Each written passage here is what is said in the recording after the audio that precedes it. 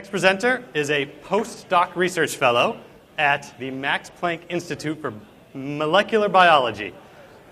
That's a mouthful, but I've got to read the first sentence of the proposal he sent me because it's fantastic. It says, "The study of transcription factor binding patterns is required to understand how genes are regulated." So I didn't really understand. It goes on like that for the whole first paragraph.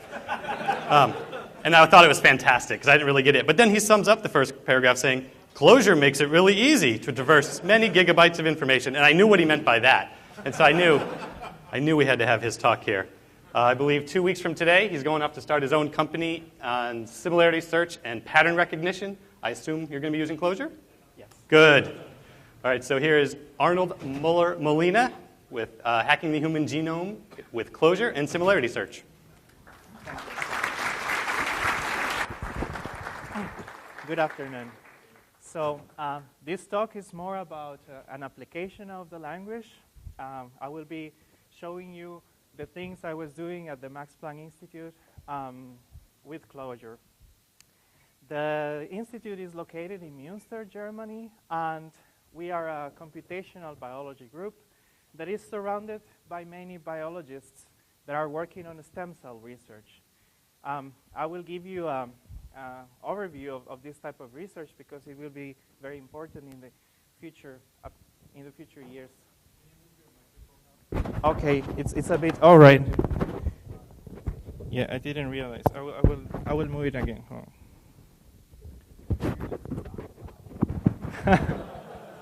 So is it better now? Okay.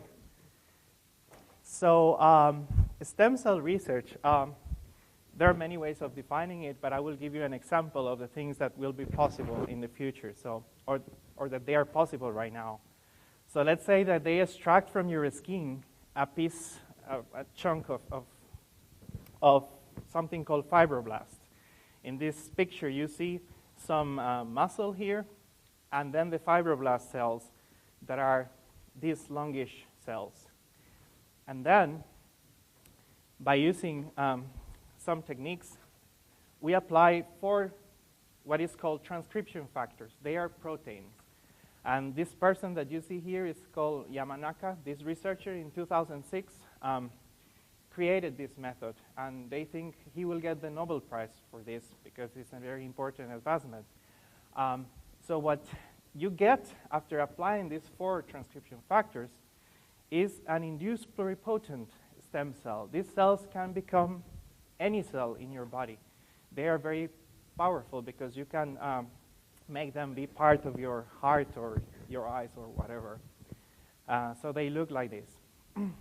So once you have these cells ready, then you go through a process of differentiation. And for example, here, my colleague converted the skin cell into hard tissue that is actually beating. So this stuff is what they are doing over there. So it's important because in the future, you will be able to do tissue reconstruction. You will be able to reconstruct your heart if it is damaged for some reason. Also, you can do organ generation. You could potentially grow an entire organ inside a pig. Then you kill the pig, extract the organ, and put it inside your body. And another important aspect is disease modeling. For example, for Parkinson's disease, it's hard to analyze the neurons of living patients. But if you extract their skin and then transform these cells into neurons, then you can study the disease in a better way. The problem is that the transcription factors I mentioned here, we know only 10 or 20% of them. But what are these transcription factors? They are proteins, and these proteins, here this blue thing is the transcription factor, they attach into the DNA. And they start a process that is really wonderful. I didn't know much about it before I went to the institute, and I think it's a wonderful machine. So what happens is that you have here 2 transcription factors. This one is OCT4 and SOX2, and they are very important for this process that I explained before of converting a cell into an iPS cell. So they will attach into the DNA. And then a lot of stuff happens that is outside the scope of this presentation. But the final outcome is that another transcription factor will be printed. Other possible side effects can happen, but another transcription factor will be printed too that will attach into another section, and this will create a cycle. You can create loops with this, and it can even attach onto itself and continue its production. So what we have in each of our cells is like a amazing 3D printer that is creating all these proteins all the time, and this is how the cell reacts to the environment. So if you go closer where they are attaching, you see here the different bases of the DNA, and these transcription factors will attach to specific sequences, very specific ones. And this is the focus of this study. Try to understand which sequences are going to be potential docking areas for the transcription factor. So to summarize, there is a docking region where the transcription factor will bind, and then a lot of stuff will happen. And the blueprint region, that is called the coding region, is the one that has the instructions necessary to create another transcription factor that will continue this process. The docking region is called the promoter region. Okay, so what is a binding motif? So once you have experimentally studied these transcription factors, you can come up with a set of binding sites, places where the protein will attach. And people have used this type of regular expression to represent this. It's called the motif logo. What it means is that the long C is a place where there is a very high probability that there will be a C. And here in the middle, where you see a G and a T, it's like even. There will be a G or a T, and there is a lot of entropy. There is a lot of noise, too. So this is how people represent the sequences where the transcription factor can attach. So again, another summarization. You have several transcription factors attaching. The transcription machinery will create another transcription factor that can, in turn, go recursively again or go to another gene. So the gene is basically the docking area and the coding place, these two things. So if you know this motif logo, you know where it binds, and then you could predict which genes will be switched on or off depending on certain conditions. So we want to reverse engineer the cell. And there are 2,600 transcription factors in humans. This is a prediction from a paper. But we know only 300. So we want to find out the remaining ones. And without this, there are no navigation tools so that we can understand better how things work inside our bodies.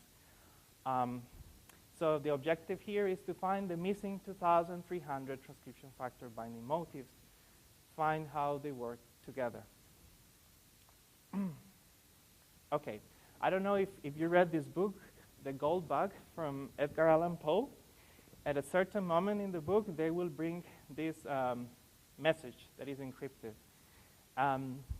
They tell you that the message is in English, that each symbol corresponds to a letter, and there is no punctuation used. So what they want you to do is to find the message inside. So you could, for instance, infer that the colon 48 is the most repeated trigram in the message. And then you could infer, for instance, that because in English, da is the most common word, then colon 48 is da. And you could start replacing words and trying different permutations. For this, probably core.logic logic could be very useful. So once you try a lot of different approaches, you can come up with a message. And this Gold Bug book and this message is very related to the motif problem. The only difference is that in the motif finding problem, you only have 10% of the dictionary. You don't know how the other 90% of the words look like. There is no grammar available. And only very small sections of the entire message are useful. So probably 99.999% of the message is garbage, and then you just have to look at a very specific place, and you don't know where this place is. So this is how the constraints of the problem. So a definition may be from 2 billion DNA words, and by DNA words I mean a sequence, a string of ACTG, of size 4 to 24, let's say, because it could be even more, but let's say just for 24 right now. Then first, you need to find a dictionary of X DNA words. You don't know how many DNA words are there for your dictionary. And from this dictionary, once you find it, you need to group it in 2,600 clusters. And how they are grouped is not known either. So you don't know if there are patterns to accommodate these groups. So basically, this is the problem I was using Clojure to tackle, and I will tell you a little bit about how I try to solve this problem. Okay, so we need a yes/no function that slides over the genome and collects words that could belong to the dictionary. So the function will go and check every single of the sections of the genome, and it will try to find if there are words of a certain size that could be part of the dictionary. So the first task is to develop this function, and you have to do it for all the genome. So before I go with this, I will define what is similarity search, because it's a very important tool that is used all over the place.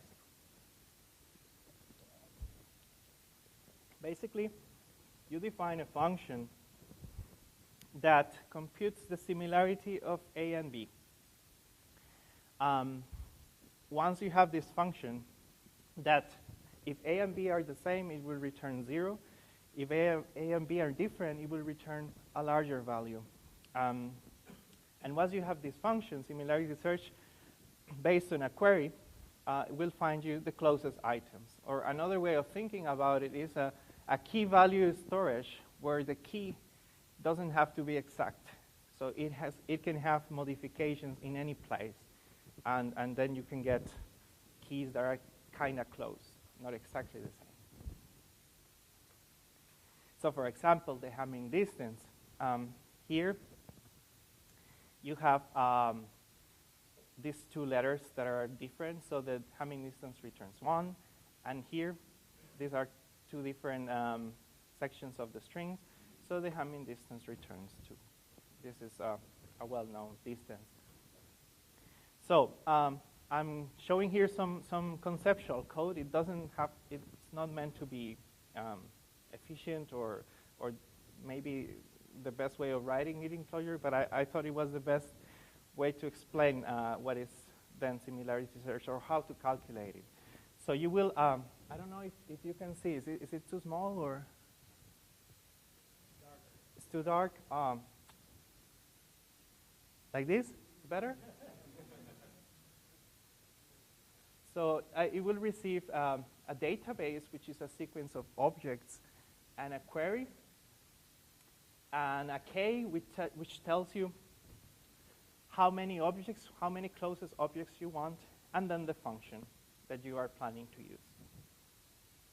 And what you will do is very simple. You will do a reduce over the database, and the accumulator will be, in this case, I used a sorted map. There are better data structures for this, but I just wanted to use something that was readily available in the API.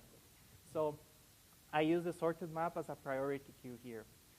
And I call this function update that receives the function, the distance function value, and the object that we are analyzing, and K. So how this update looks like? Well, it receives, again, the priority queue, the distance, the object that you're searching, and the k. And what it will do is basically, if the priority queue is smaller than k, that means our bag is not full yet. So we just add the result. That means the distance and the object that we are exploring in the database to our result set. If our priority queue already has k elements, then we will take the largest element of the sorted map. And if the largest element of the sorted map is larger than the distance we are receiving, the incoming distance, then we will remove this object and add the closest distance. And this is how we get the closest elements. And yeah, and this could be an implementation of the Hamming distance. What I wanted to say here is that Clojure makes it so not only nice to write fast code, even though this implementation is not fast, but it's nice to explain how things work. And I just wanted to point this out. So if you do the sequential search over a database, I did an example here of 10 million objects. And if you do it in a sequential fashion, you will have to wait 27,000 milliseconds. But if you use an appropriate data structure, you can take this down to 15. So this is important. I'm just showing the code here to explain the output of the method, but sequential is not always the best. And I didn't use the code I showed here to do this test. I used something faster. Okay, so now we have our similarity search tool, and of course we have Clojure to solve all these things. So we are using our function that is sliding over the DNA here, and now we are looking at this window. And also because there have been many species sequenced in the past. You have the monkey, the horse, the panda, everything. People align these DNAs. They put them together so that they will match. It's called a multiple alignment. It's by itself a very interesting problem and very hard to get it right. So the input of the process is this alignment, is this set of alignments. And what I did here is that I am comparing the current window against all the windows of the other species that are in this multiple alignment. And I'm not comparing, I'm calculating the Hamming distance here. And then I'm sorting by Hamming distance. And therefore, the closest elements are at the top of the list. And if you, for one moment, forget about these windows, but just look at the different species that are here, this becomes like a permutation. You can permute different species based on how close they are to the human. If you take the known transcription factors and you find the size they have, and you have the list of the permutations that they possess, you can use this as a training set. Of course, you have to separate a training and a validation set, which is what I did. I used a different sets to try to predict if a window has the possibility of belonging to our dictionary based on this permutation. This is one of the things I'm doing. The other thing I'm doing is that when I show you the motif here with this long characters here, that means that there is a high probability that the T, there will be a T in the fourth position here of the site. And this is the entropy profile. So the entropy is very low where there is very specific letters. So this creates a different kind of fingerprint here. This green line is the conservation, which I calculate based on this alignment again. I take the number of letters that are different, and I normalize it. And as you see here, is interesting because areas where there is low entropy is highly conserved. And what it means is that during evolution, areas that are useful for something have been preserved, and places that are not so useful have mutations. And here, the useful parts are highly conserved between species because they are required for the cell to function properly. So once we merge these two filters, we have now a dictionary of words. And now this is the number 1 point. And the number 2 point was to group these words. So you need similarity search now to find clusters. So what I did is I took every element of the dictionary and I created a cluster. So every element of the dictionary is a group that could potentially be one of our predictions. So this is the first step. But then, once you have all these clusters, not all these words belong together. We don't know exactly what are the rules for the words to be together. So again, I looked at training data, at the things we know about transcription factors. And I tried to match the features of the known transcription factors with these predictions. I tried to refine every one of these predictions into something that looks closely to the things we know. There are many ways of doing this. There is the JIP sampling that is very popular. You could do some genetic programming or some other optimization technique. Once you have refined these groups, now you have a lot of predictions. You can have millions of predictions. You don't need all of them. You need to find the predictions that are more useful for what you want to do. So this was, I received a lot of help from Clojure to do this because I was using one-class support vector machines for this, and I had a lot of problems. And then I started to play with the REPL and finding a hybrid similarity search approach, and I developed it with Clojure, and it has been an instrumental tool to try ideas, to change things easily. It was a big help. So I created this filter that projects every of these predictions into a high-dimensional vector. And again, I have previously learned how the known transcription factors, how these vectors look like. And I try to find predictions that closely match the things we know. And then I filter with this.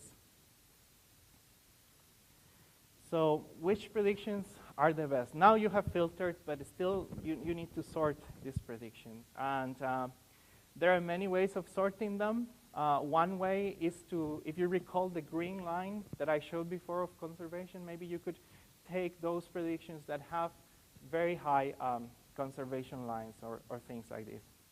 Or you can combine it with different approaches like entropy and other things. So, but the ranking is very important in the process. And because there are overlapping predictions, since every single word of the dictionary becomes a prediction, there is a lot of overlap. So you need to remove overlapping predictions.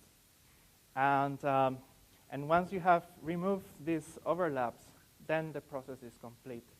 This might seem too related to biology, but this approach can be applied to many domains. And that's why I spent some time introducing it, because I think it's useful for a variety of applications. Okay, so the output of the program is this. On the left column, there is the known pattern. And on the right column, and on the left one, it's the prediction the program is coming up with. So as you see, the predictions are quite accurate. I'm calculating here the person correlation, and they're returning high values. So I tried all the known transcription factors, separating them with a training and validation set.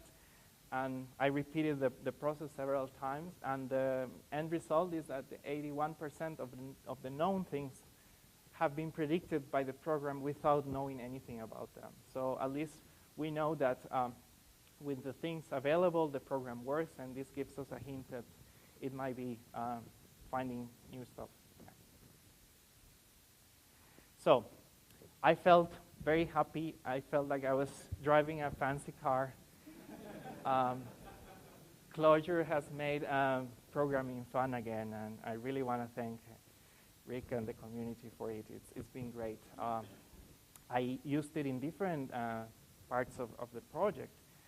First of all, file processing. In biology, they have all these really nasty file formats where, for instance, this is slash is the beginning of a record, and all the records are separate lines, and then you will get another slash, and there will be another record. And you have to every lab has a different file format. So Clojure makes it very easy to parse these files with some partition by and filters. It's so convenient, really. Besides that, and as I mentioned before, Clojure is like a thinking laboratory, like a place where you can go and think. I started learning a scheme during the first semester of university, and one of the first or second homework I got was to create an in-memory database with selects, joins, and deletes and stuff like this. And at the time, I didn't understand why it was so easy to do it with a scheme. And it's just the simplicity and generality of the language that gives you a lot of power. And I'm very happy to find this again, and also to have the virtual machine to be able to use existing libraries. And it's really good, because before I was using a scheme just to get the ideas, but then I had to write my programs in the language I was using. But now I can leave everything already in Clojure, because it will run nice and fast. So I did also data processing. I did visualizations of the output. For example, here I have my predictions. And these predictions are associated with genes, and genes have ontologies. Ontologies will tell you that a gene is related to your eyes or hair or whatever. So we wanted to know how these predictions related to these ontologies. And so I created a program in Clojure that, by using similarity search and looking for close matches of ontologies, then you can create these maps using GraphViz. And you can create countries that share similar ontologies. And also you can put the ontologies together. So it was very nice to visualize all this complex information. Clojure made it possible. So this is another example, and it's the same thing. And furthermore, once you have these patterns, these motif logos, you can also see how they work together in the promoter regions, in the docking areas. And then you can infer syntax from them. You can see, okay, there are several genes that share this guy at the beginning, and then there will be another transcription factor binding and another. So I output all these syntax rules that appear in the genome. So for instance, this rule is applicable to 200 genes. There are 200 genes that share this topology.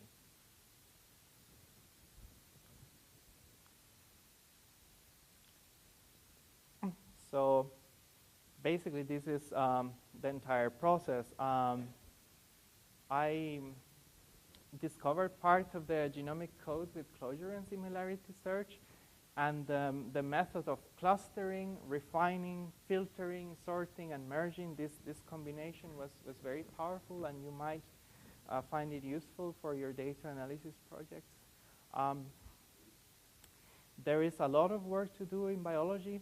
Donald Knuth said that biology easily has 500 years of exciting problems to work on. And there is a lot of things to do. There are many things we don't know. But with similarity tools, which I think they might be the next NoSQL, And with Clojure, of course, we have nice tools to tackle these difficult problems. I would like to thank Hans Scholler for the support of this research, and Marcos Arauzo for guidance, and Karin Hubner for discussions in biology-related topics, and Vlad and Miao for the pictures, and also to the amazing Clojure community and the organizers. And yeah, I would really like to thank everybody for your attention.